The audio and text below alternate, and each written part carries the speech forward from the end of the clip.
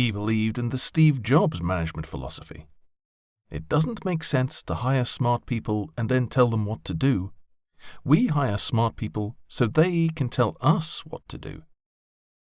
On that basis, he hired the best people he could find and let them tell him what they could potentially do with laser guidance systems.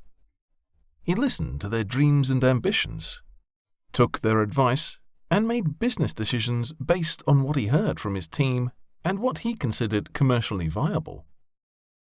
When his technical team talked at a weekly management meeting about modifying their existing technology used to guide missiles to their targets, giving the potential to guide a smart bullet fired from a light drone to its target, he sat up and took notice.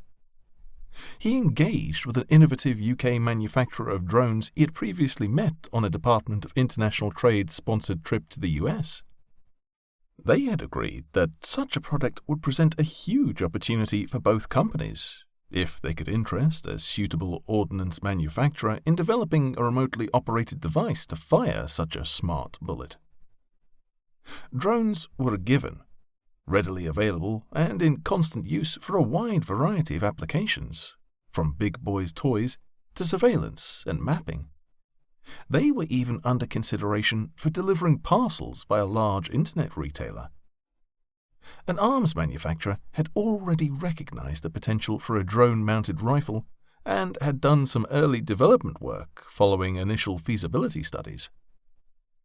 They had continued the development program after an approach from Sir Andrew, as they had always believed the guidance system for such an application to be the stumbling block to commercializing their product. 18 months later, a prototype smart bullet-firing drone-mounted weapon was ready for demonstration to a small, hand-picked audience of potential clients. Sir Andrew had already spoken to his security consultants, Harper MacLaine Security, about providing protection and safe transport for these select few. Now, Joe Harper and Rob MacLaine were sitting with him in the conference room in the Savage Building in Chiswick, discussing arrangements for the day, allocating operatives to specific roles, and getting Sir Andrew's approval for the arrangements.